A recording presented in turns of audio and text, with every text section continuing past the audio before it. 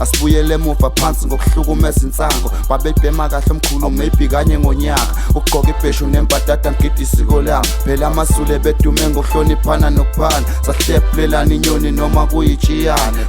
Nakuba bemngabaza abanye bemsika mahawu kodwa-ke nembala iningi seliyasho ukuthi iyona inkosi lena ephuma-ke esigodlweni sakwakhangela amankengane. Kumntwana uMantfombi Dlamini uNdlunkulu omkhulu owayeganeka isilo kesebuzile isilo kumhlokombane kaBhekuzulu. Lapha-ke sikuphathele kumkhosi womhlango obukade-ke wenzeka kule mpelasonto kwesibuya kuyona. Umkhosi obulapha kwelaseMpakama kuwadwane wasophongolo ngaphansi-ke njeke lapha kwesifundazwe noma kwesifunda iZululand.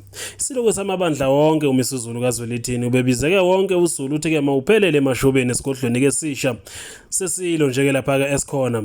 Isigodlo-ke lesi sikaNdlunkulu uma ukamawewe kaMdluli okuyena-ke okulesi sigodlo. Kulesi sigodlo okuqaphelekile ukuthi-ke uZulu wonke bewuphelele.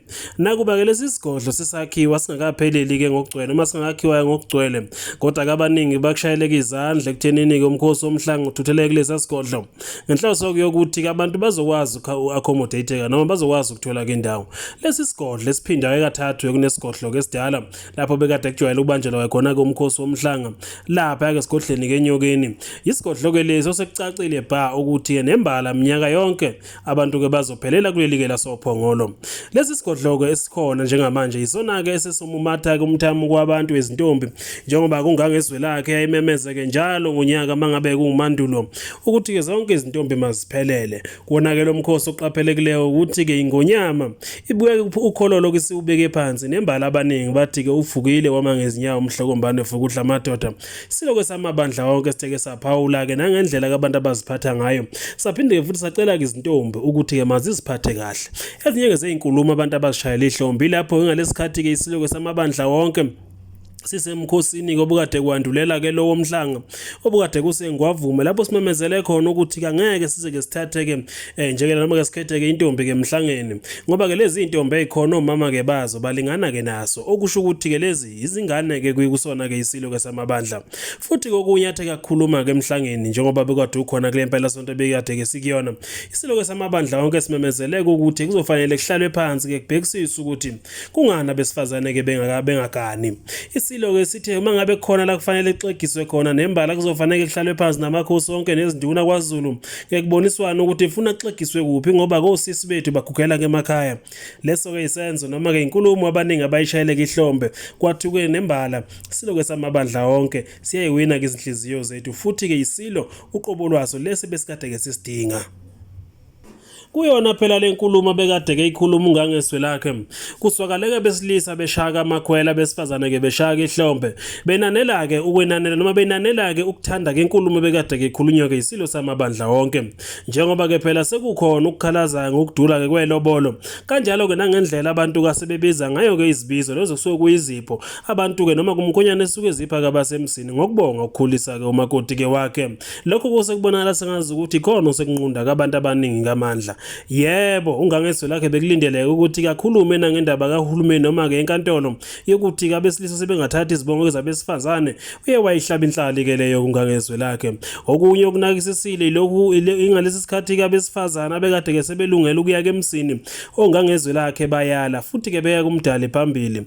Ungangeswe lakhe uye-ke wabayala waphinde-ke futhi wabonga ukuthi-ke njengoba kwenzeka kanjena nje-ke bonke abantu-ke besifazane abaziphathe kahle ukuze bezokwazi-ke ukuthola umendo. Kubonakala besifazane beguqa ngamadolo bezokwamukela-ke izipho ungangeswe lakhe nokwenza-ke iminyaka yonke la khona kusuke-ke laba abesifazane abasuke bengamatshitshi sebetholeka abakhonyana sebeleboleke baqeda sebelindele ukuthi-ke baye emsini bese becela kubakhonyana babo ukuthi-ke siyacela wena wasekuthini sicela ukuyovalelisa kubaba wesizwe kuyena kosiqhuqhuzela ukuthi-ke siziphathe. Ingaleso sikhathi-ke njalo uma kuwumhlango babona-ke beguqa ngosuku lokugcina lokuvaleliswa mangabe isilo sesivalelisa-ke izintombi bese-ke besa laba basuke sebelotshole baqeda sebelindele usuku lomgcagco sebezovalelisa ngangezwe lakho ukuthi ke ndaba ezitha silo samabandla siyabonga ngokuthi kusikhuthaze osikweni ke lwakithi nembala sesibatholile abakhwenyana sesiyahamba siye emsini ngamanye amazwi basuke bezosho ukuthi ke unyaka wethu wokugcina sikhona lapha ke esigodlweni siyahamba siyakwamama ke ongemama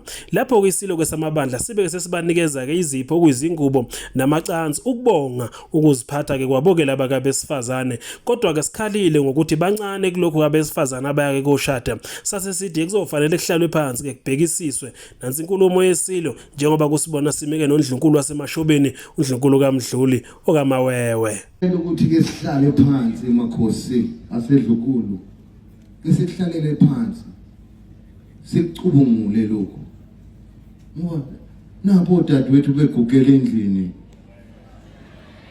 hayi khona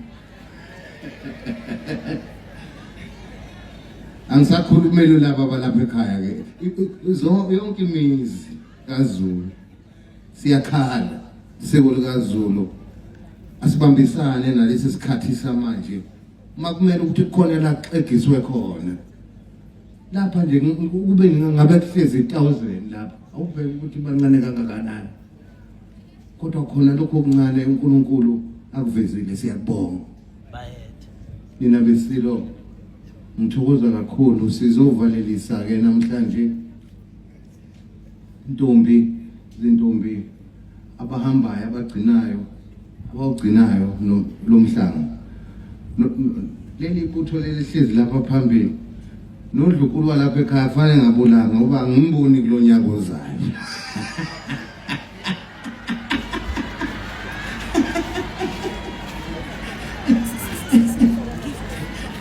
bese cha bantu bami ngithokoza kakhulu izintombi ningibukele kakhulu emakhaya ingathi ningahamba ningilosi lapha ekhaya nifike niphephile emakhaya ningibongele kakhulu kubazali nokuthi nje nixhase usiko lwenu ngalendlela kungokuqala umhlanga emva kweminyaka eminingi umhlanga wokuqala lapha emashobeni kwenzeke umlando uNkulunkulu sesikhombile manje umkhomba indlela ukuthi kulungile qhubekani khona emashobeni ngiyanifisela ke iminyaka eminingi kule ndawo yasemashobeni eminingi okuyosho nami ukuphila kwami engikhuleka kuNkulunkulu impilo ende ngoba impilo ende isho ukuphila kwesizwe ngiyathokoza ninabesilo inkosi enibusise bayethe wena wadlovu